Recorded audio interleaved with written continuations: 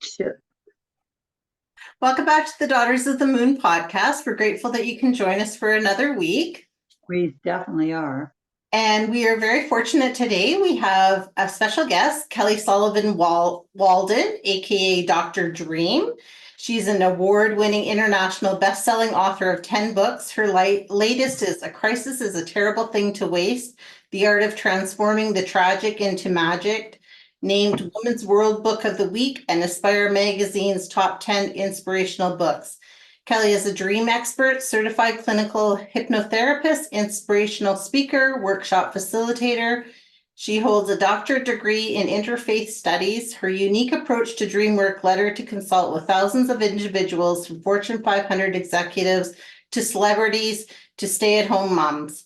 She had the honor of interpreting dreams for Dr. Oz, Ricky Lake, George Noory, the hosts of The Real Topher Grace, The Housewives of New York City, and many more. She's a best-selling author of 6 Oracle decks. So we're really excited to have you on our podcast today, Kelly. So thanks for joining us.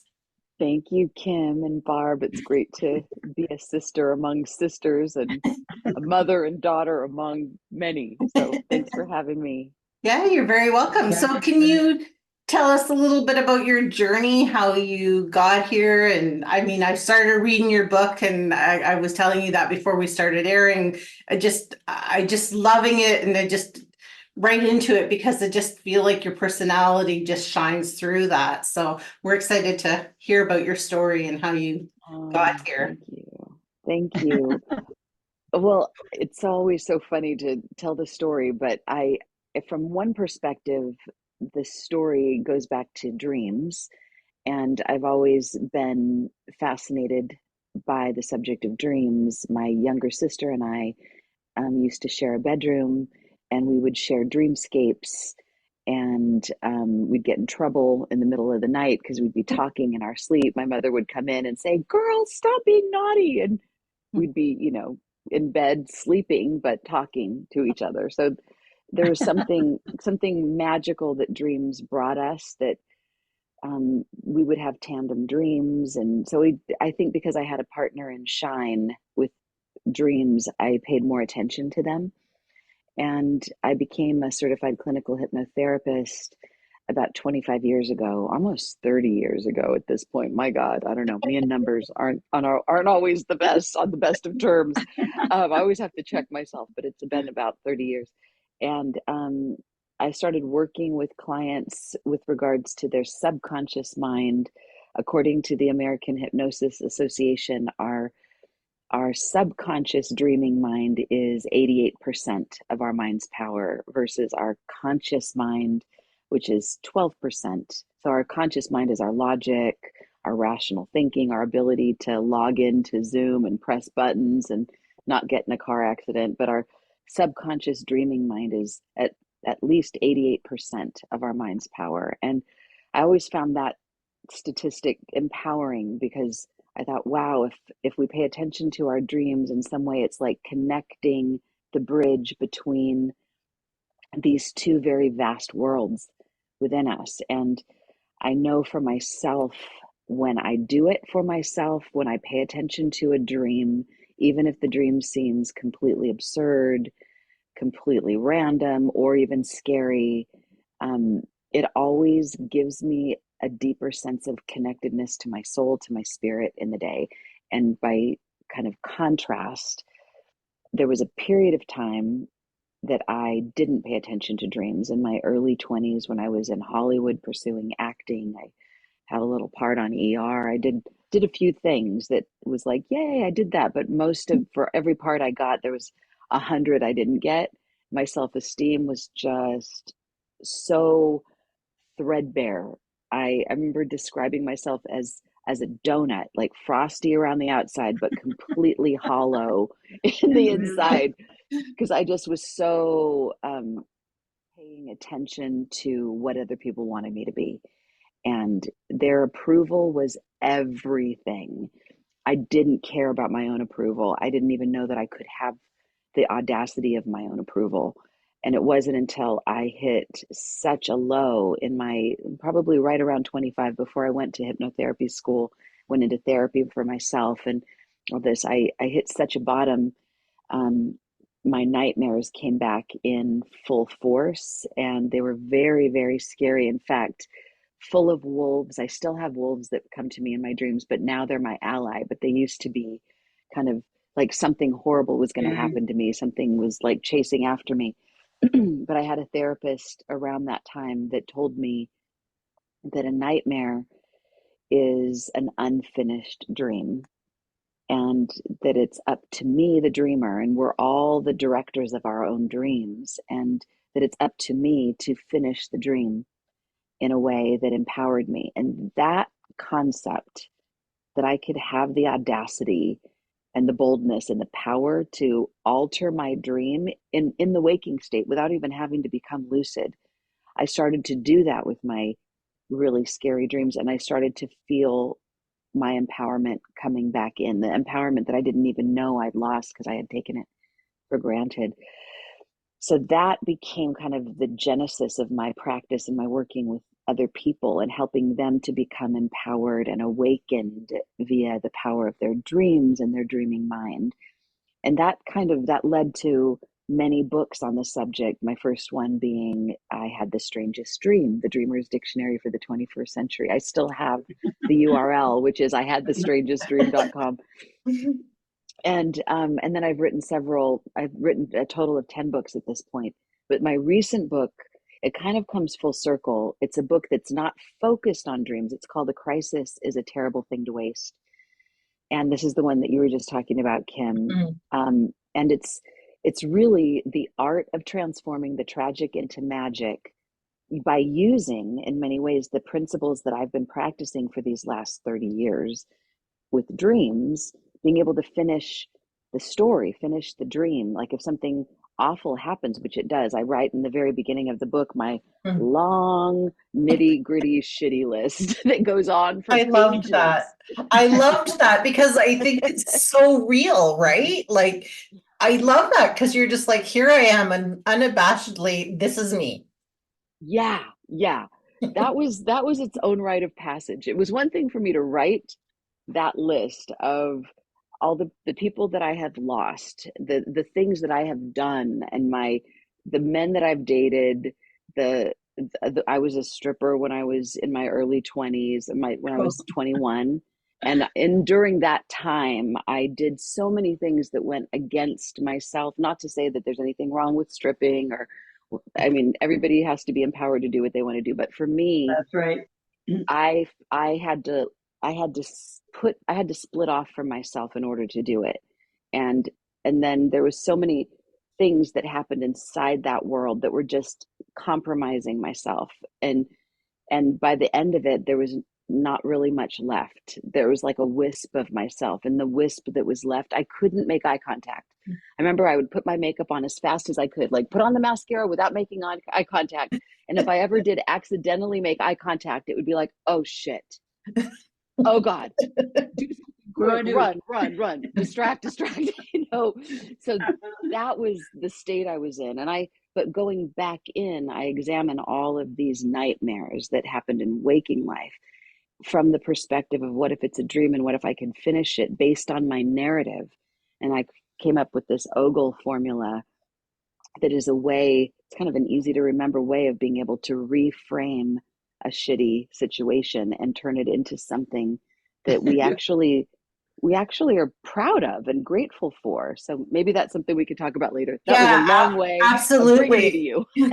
Yeah, absolutely. I loved that because I'm kind of just in the beginning of it, but and so I was doing that, and it was like it's interesting the way that you did, because it is an easy acronym to remember, and I think that helps people, right? Like as we're trying to get through and do our shadow work and get through all these things hurled at us, when you have these easy acronyms, it's like, what did she say again? Oh yeah, I can remember that. Oh yeah. I mean, when the shit hits the fan, we can't be fancy and highfalutin. We can't be like, "Oh, let me remember. I've got a higher self, and what I stand for, and my New Year's resolutions." And Yeah, I know. it's like all of that goes out the window. We Yep. need something that we can like grab onto. So Yep. Exactly. ogle is like, and also ogle, it's kind of a funny word. It's hard to forget that word. It's like, ew, what? But to ogle is to really look at something and even kind of lust after it. Like, I'm not going to let you go. I'm going to go after this and turn Exactly. it into something. So yeah. Yeah, I So love maybe I that. should say what they stand for, or Yeah, do please. But just before you say that, I was gonna say that I felt like when I started reading your book, so I hope everybody does, because I do love the way that you tell the story. And like I said, I'm just starting, but it was like I had a kindred spirit when you were talking about sitting on the train thing, singing Me and Bobby McGee. I'm like, oh my God, she's speaking to my soul. How can I read this book? oh, well, Beautiful. there's an So audio book. It's easier to download. I mean, to me, I'm into audiobooks these days. It's so Me. much faster to listen to something while I'm doing the dishes or while I'm out on a walk. Yeah, then it's like, oh, I finished that book. So yeah, this is my first audiobook that I have another book that somebody else recorded for me, but this one I did myself. So Good. it's Good. out there. Yeah. Yeah. exciting. So yes, please do. Sorry, I got Yeah. off tangent, but I just had to share No, that because Bobby it was just McGee. I love that song, and I'm like, oh my gosh, this is just perfect. Well, I'll tell that story then briefly because that's kind of the me and Bobby me. It's the first story I open up the book with. It's my husband and I were in we were in Italy. It was great. We had this wonderful time, but we had all this equipment. He had been shooting a music video and filming and doing music, so we had tons of gear. So we were not just like light little backpackers. We just had so much stuff. And we got on our train and there was this guy, everyone was like nice and smiley, but there was this one guy on the train that looked like Gru from Despicable Me. And I don't mean to discriminate, but whatever. He looked like a serial killer or sociopath. He had the dark circles under his eyes, and he was like just kind of ogling me. He was just, and I was like, "Ooh, don't look at him." Just like I didn't want to look at my own eyes. I'm like, "Don't know that guy gives me the willies." So I just kind of noticed him. The train compartment opened, or the door opened. I heard a mumbling, and by the time the door closed, I realized, oh, that was our stop. And so I started asking people in my broken Spanish, sort of Italian, and everyone's like, yeah, that was your stop. You missed it.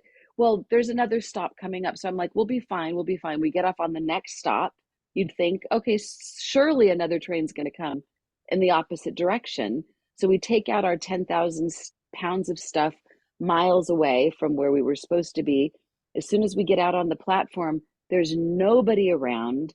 All the lights, one at a time, go out, out, out, out. And then we see the little conductor coming out of the little conductor place at the depot with his lunch pail, and he turns off all the lights and he gets into his car, and I'm like, hey, he's like, sorry lady. So we're literally, and I start singing Busted Flat in Baton Rouge, waiting for a train. And we realized there was no train coming until the next morning, and there was no cell reception to call an Uber. So we were just, it was like we were sitting ducks because we didn't know where to go. We were in this kind of abandoned area. And then all of a sudden there's like footsteps coming toward us out of the dark. And as he approaches, I notice it's that man from the train with the dark shadows under his eyes. I'm like, oh God. And my husband Dana starts whispering. He's like, no, don't talk to him. But I'm like, Dana, we're either going to talk to this guy and get murdered by him, or we're going to get murdered by a stranger. I'd rather get murdered by somebody we are sort of familiar with. So I start talking to him in my broken Spanish. I'm like, help it, whatever. And so he picks up all of our bags and starts carrying them. So we follow him, obviously, to his hearse that was parked. He drove a hearse. And so he packs up our stuff in his hearse. I'm like, oh God, this is not good. We get in the car with him, and I'm almost done with this story, but clearly I survived it. But I I literally thought about an episode of CSI that I saw while we're driving. I'm like, tell him your name, because if he knows you have a name that makes you more human, he's not as apt to kill you. So I'm like, I'm Kelly, and this is Dana, and what is your name? And he said his name was Fatih. I remember it was Fatih. And he was just kind of grunting and furrowed brow and the whole thing. And finally we get into cell reception. So I'm like, oh, the directions, we turn right to our hotel. He turns left. It's redirecting and he keeps going opposite. I'm like, oh God. And he's like, he looks at me like angrily, like, shut that phone off. Oh my God, we're gonna die. So yeah, but eventually we end up right in front of our hotel. He brought us in a different way. And I'm so excited that we are actually at our hotel and we're not dead. We're alive. And so I hug him and I thank him and I reach in my pocket to give him whatever leftover cash I had. And he got pissed off. He's like, no, like, what an insult. No. And I'm like, oh my God, well, are you hungry? Do you want to join us for dinner? And then he's like, yes. He became like this very happy little boy. Like, okay, well, we'll put our bags in the room and we'll meet you in the restaurant. So we put our bags in our hotel room. Dana and I kind of shake and cry in the room, like, oh my God, we're alive. Oh my God. Splash water on our faces. Like, oh.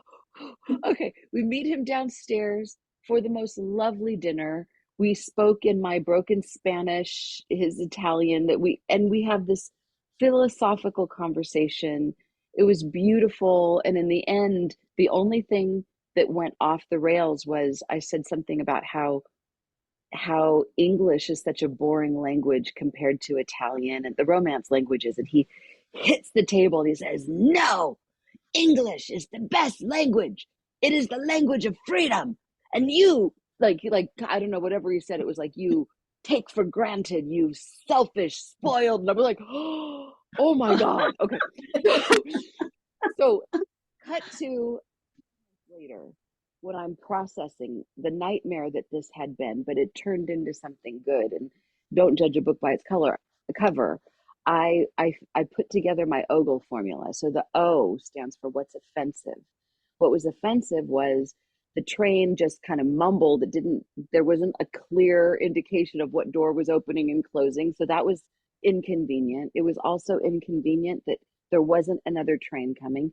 I was also terrified because this guy was we were like literally like lambs to slaughter, it felt. So all of those, but what was most offensive was my own judgments. Like, really, in reality, nothing happened except a good Samaritan came to our assistance.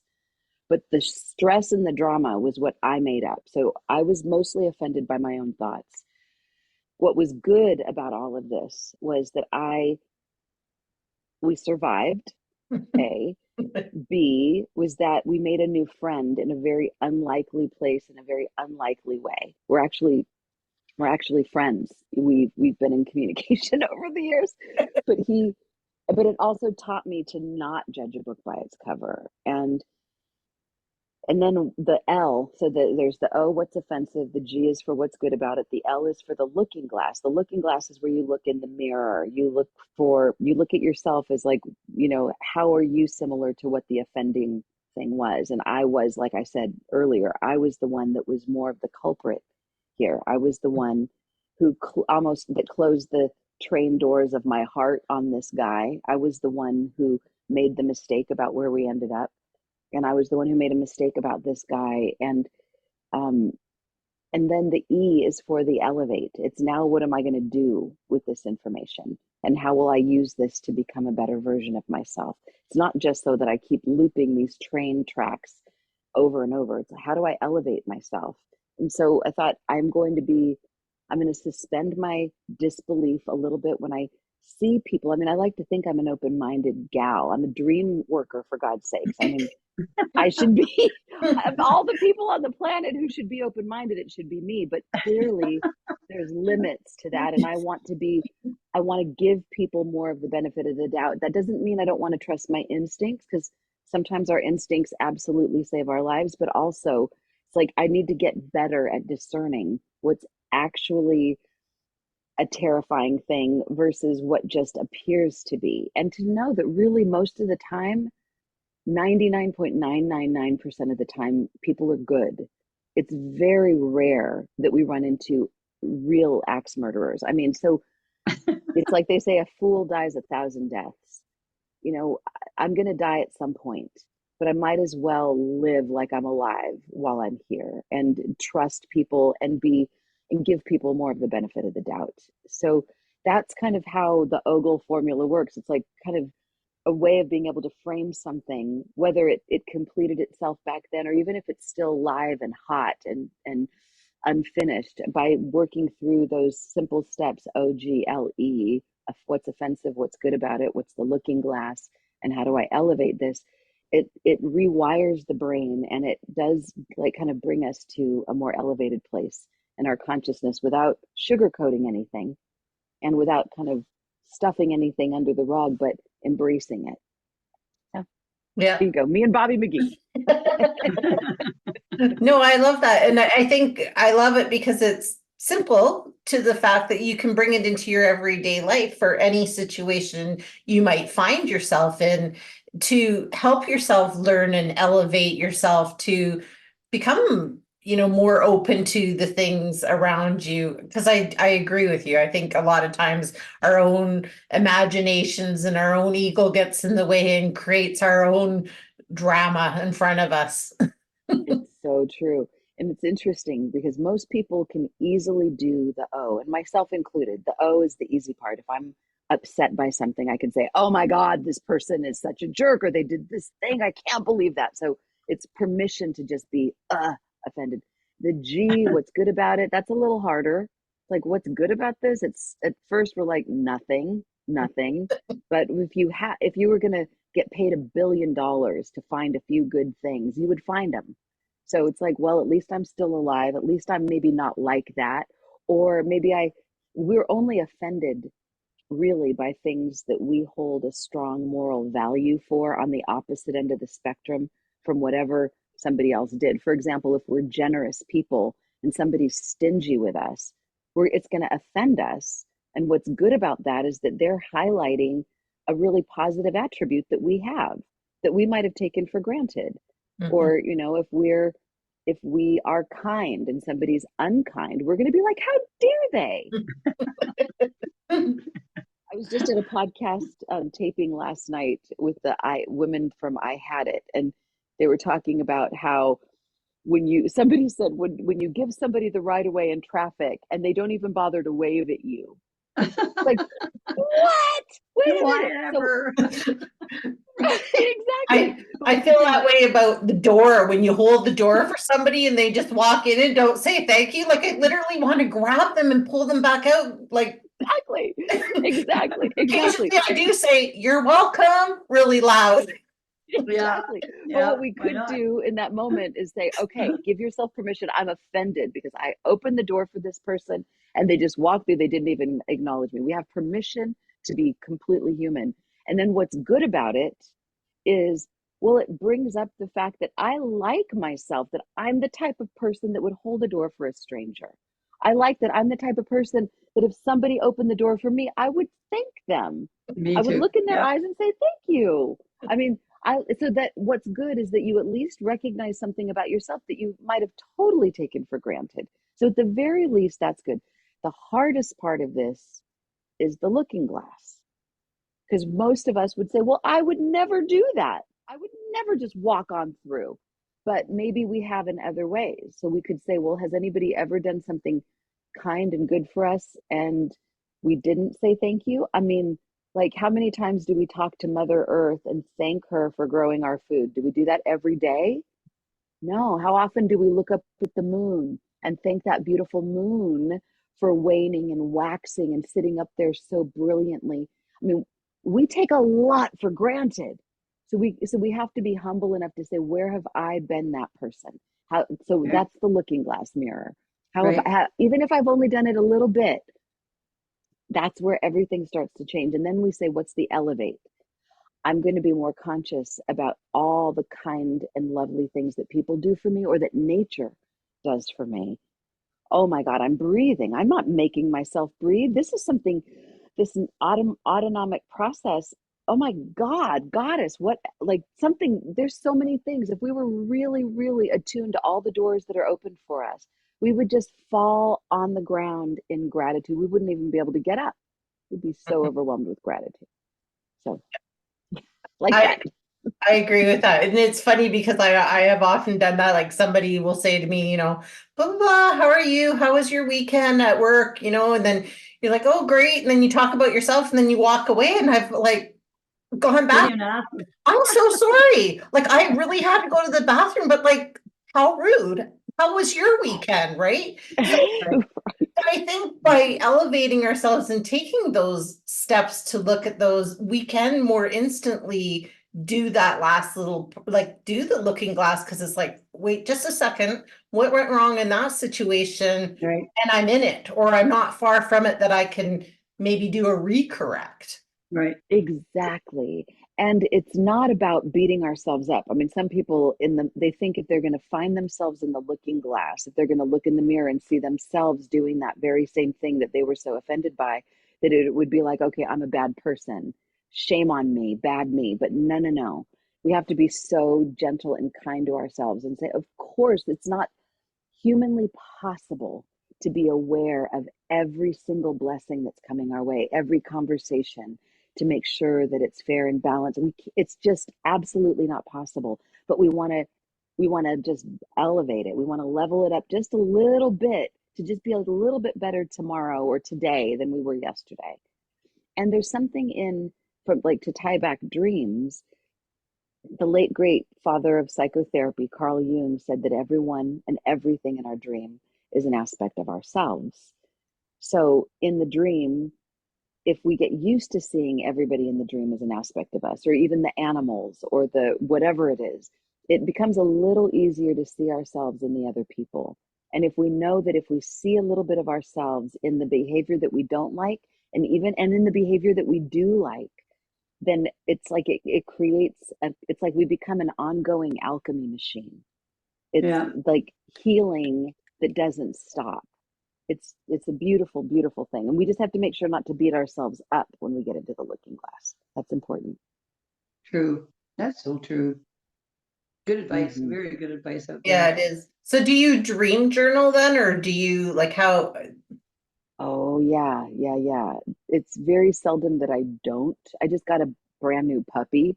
So actually today she started licking my face and woke me up and I was like, oh my God, I can't remember my dream. It was the first time. I just got her a few days ago. I'm like, oh, it's so hard. But most, I'd say 98.5% of the time, I journal my dreams immediately. What about you all? Do you ever pay attention to dreams? Do you write them down? I do. I dream journal. I Oh, good. I typically remember my dreams just about every night. I Oh, have wow. a little bit in this last little bit for some reason.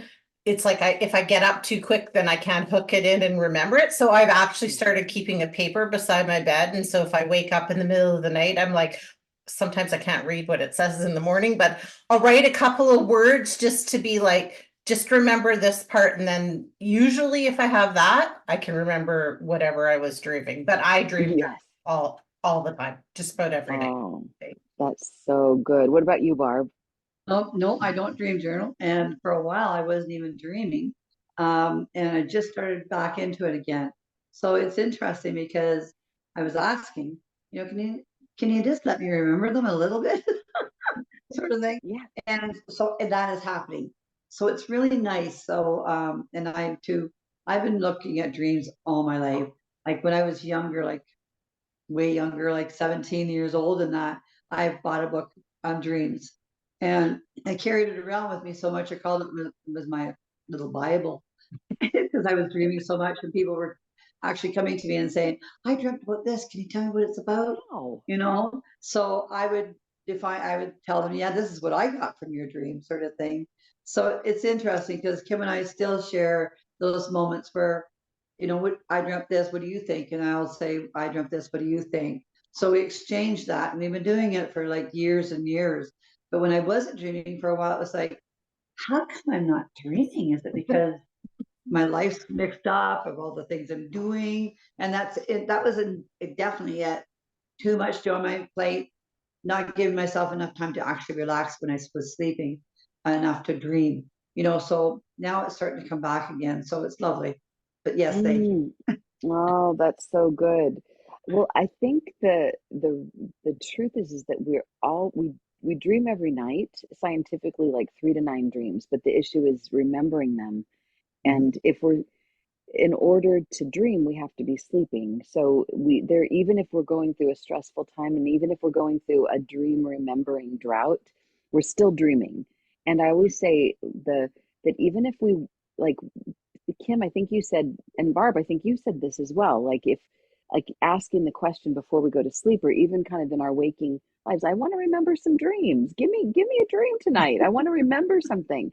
So Yes. make it vivid, make it rememberable, so that I don't just, because it's so easy. It's the easiest thing in the world to not remember a dream, because they slip so quickly within just a couple minutes of us waking up.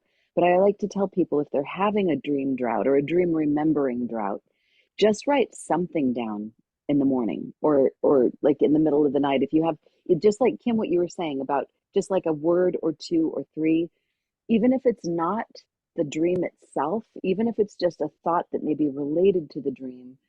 And if you wake up in the morning, our mind is never blank. So even if the dream seems to escape us, there's always going to be some impression of something. So we can write down whatever that is, like, or the feeling nature of it.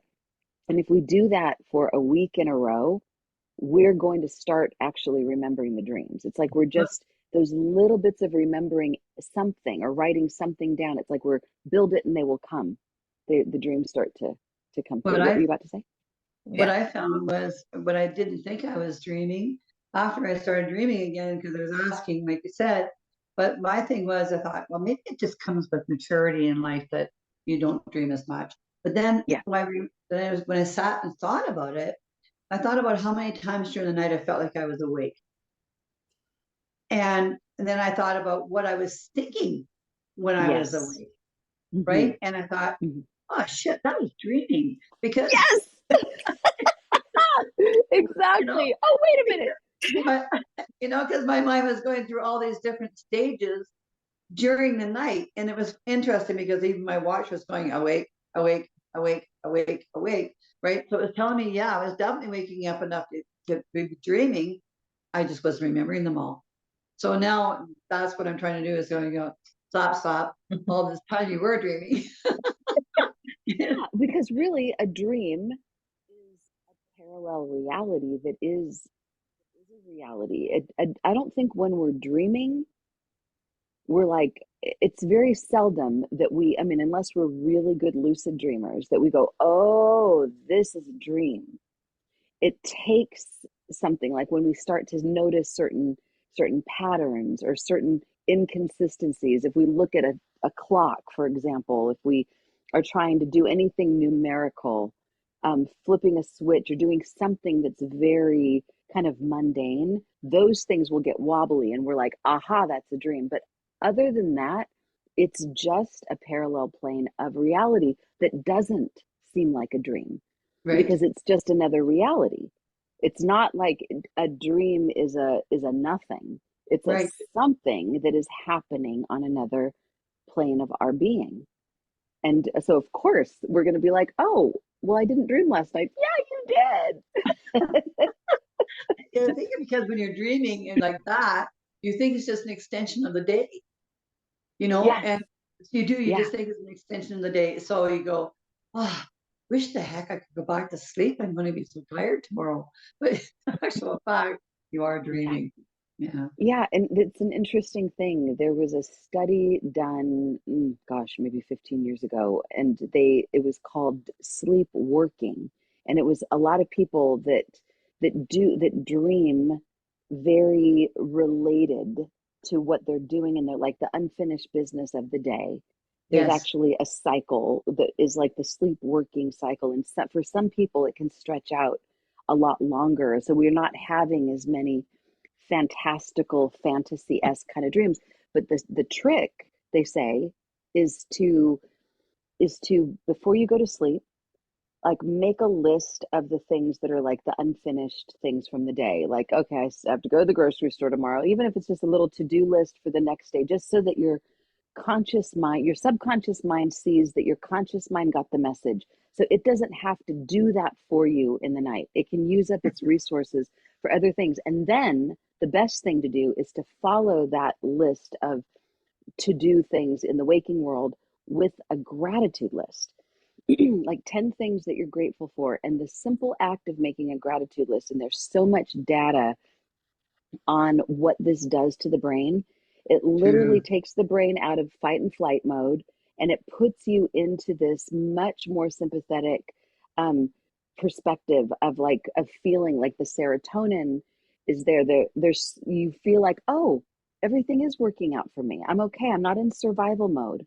Like, oh, I'm grateful for this. Ah, I can sleep. I can sleep really well. I'm good. But when we're not in that gratitude space, where our brain tends to focus on like what's missing, what's broken, what do I have, and that list is endless, Yes. and we'll never kind of get out of that revved up state until we just like pivot toward, okay, but what is working? Oh, yeah, the moon is still in its cycle. Oh, I'm breathing still. Oh, there's food in my refrigerator. Oh, there's a bed here. Oh, there's a lovely person next to me or in the next room or on the phone that there's so many things. And that Yes. calms us down, and we can have a much sweeter sleep, meaning that we can also have sweeter dreams. Yeah, I agree with that. And I mean, my ritual in the morning is like I dream journal. That's the first thing I do. Then I kind of Yay! journal, and then I do my gratitude list. I do 10 things every morning. That's great. And then I pull a couple of cards for the day just to, kind of get a feel of how my day is going to flow. That's kind of my morning. And then I meditate a little bit.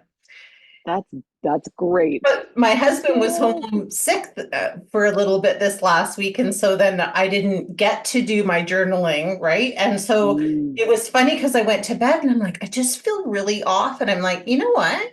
I'm just in my head going to talk about what I'm grateful for, right? I'm grateful because I missed it not yeah. doing that in the morning because it becomes such a, Ah, yeah, like, and like you said, I did an experiment. I had read a book and it said for 28 days, do 10 things that you're grateful for a day, but you cannot repeat them.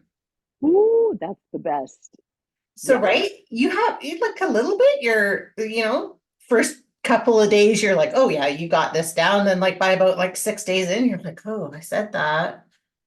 But then you really start to notice, like you said, like, oh, the moon, the sunshine, the way the sun glistened off the snow, I had a nice warm hot shower. Like it was really great experience. But I do love what you said there because I love the grateful, and if you can't do it Ah, writing it, I think just even going over it in your head is Oh, good. It's good. That's what I do. I do a lot of it in my head.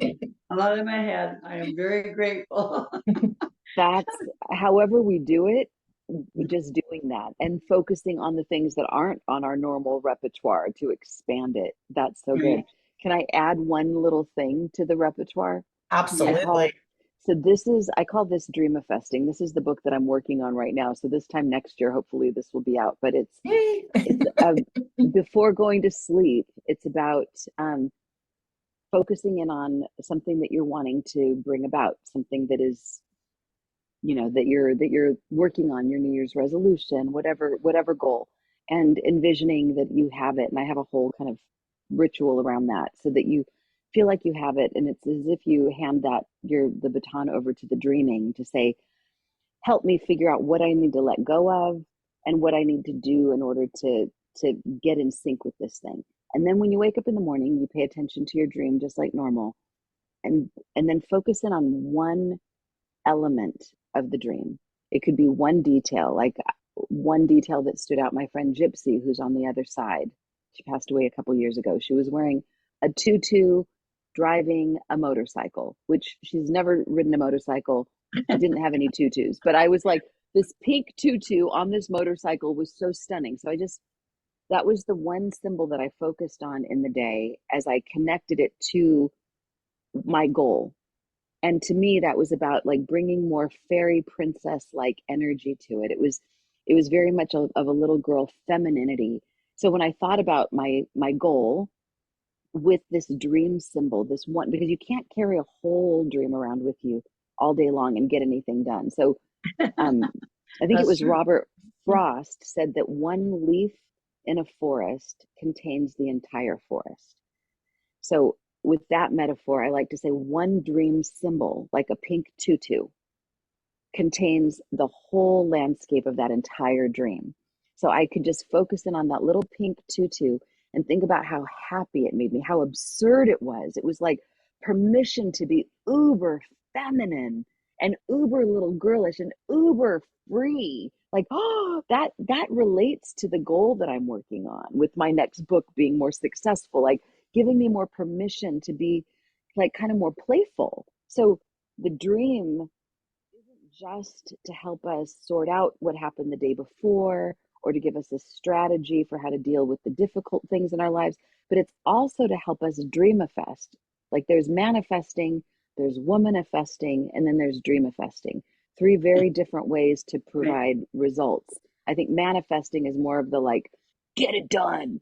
Womanifesting is kind of like, I can't do it myself. Help me, help me. And dreamifesting is like the best of manifesting, the best of womanifesting, plus bringing in the spirit and bringing in the magic from the dream and helping to whoosh us more closely toward Forward. what we're creating. That's So awesome. I love that because I'm just finishing my vision board for the year because I'm a huge vision board person. So I feel like that in alignment with that would be a really good way to bring those things even forward more and to get some Yes. messages about, this is what I want to create. Here's some Yes. tips of how to do it, right? Through my dream. Exactly. And if your vision board, if it's not in your bedroom, like by your dream zone, at least take a picture of it and put it so that you can look at that before you go to sleep. Because our dreams, they happen in our visual cortex. Our dreams are very visual. I mean, a picture says 1,000 words. That's why people say, why are dreams so strange? I say, no, no, no, they're efficient. One pink tutu.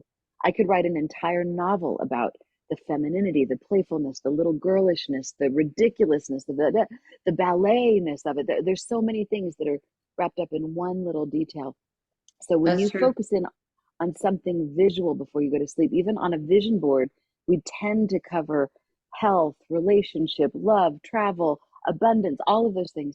I would say look at the whole of it and then focus in on one part that feels like it would be the most meaningful, even if it's just for 1 week at a time. Just like look at the whole thing, but then zero in on one part before you go to sleep. And if the vision board isn't in your bedroom, then if you have a picture of it on your phone, or you can actually take like print out a picture of it and have it by your bed so that you can look at that and have that be the last thing you see before you go to sleep. That's a good That's idea. the best. Yeah, that's an awesome idea. Actually, and it's funny you should say that because right now, last year's vision one is in my office. Yes, But I which was is a good making place it for a this vision year and board. I was like, oh, look at that blank spot on the wall in my bedroom. I think I'm going to put like, it's like you read my mind. Oh, yay. That's great. Oh So my yeah, goodness, my light went out. Oh, you there it is. did. There's Okay. your book. It's just like the moon. It- Sometimes it wanes, sometimes it waxes. Okay. Well, this Yeah, hour has like flown by. You had so much information to You share with us. shared If there's one of them. one piece of advice that you could leave for the followers, what would it be? wow. I I would say to know that you are a daughter of the moon. You are loved, you are precious, and you are supported no matter what you're going through. There's alchemy available so that you can transform your tragic into magic. You don't have to wait for years. You don't have to wait until your next lifetime until you get to the other side. You can ogle it right now, and you can get like a quantum leap toward your healing now. That's the goal. I mean, most of the stories in my book were written in hindsight, a few of the stories were actually in real time, and it's possible to go through something difficult and transform it into something beautiful with our awareness, to remember that we're dreaming all the time, and the dream is, it's up to our direction. The moment we become aware that we're in a pattern or a cycle or a loop, it's a signal for us to become the awakened directors of our dream and say, wow, if this is my dream, then I'm gonna make it the best it could possibly be. And it's not just for us, it's for the many people that we influence, and so that we can be the kind of person that opens the door for people and and says thank you when somebody opens the door for us. And if somebody forgets, we can say, yeah, I do that sometimes too. I have compassion. It's okay. It might be a good person under there. They just forgot, just like I do. Let it make me remember to be more grateful. So yeah, we can learn from everything. Yes, we can. Yes, we can. Thank you so much. Yeah, we really appreciate being on with us. And can you tell everybody where they can find you? Sure. My book, A Crisis is a Terrible Thing to Waste, is available on all the platforms. The audiobook is now available. And I have a new Oracle deck that just came out. Ooh. It's called The Wild Dreams. So I'm excited about that. It literally is hot off the press. And people can go to my website, kellysullivanwalden.com, or ihadthestrangestdream.com. And they can follow me on Instagram at Kelly S. Walden, and TikTok at Kelly S. Wald. That's the stupidest name. I forgot that there was only enough space. I was in a hurry, so it cut off. Anyway, it's Kelly Sullivan Wald. Whatever, you can put in my whole name and you'll find me. And on Facebook at Kelly Sullivan Walden Dreams. And I have a new DreamWork practitioner training that is available right now, and I also have a workshop that's for people that have a dream of writing their books. So those are some programs that are available on my website as well. Awesome. Beautiful. Well, thank you so much. This was so much fun, and we'd love to have you back when your next book comes out and talk about it. And Yeah, it would be an definitely, honor. Definitely look at your cards too. Thank you. Oh, we will. Yes, definitely. You are wonderful. I love this mother-daughter team. What fun you guys are. Thank you. Well, thank you. Yes, we're very grateful you could join us. So thank you so much for sharing space with us and giving our followers all this information, and everybody else, just follow along next week. And keep smiling.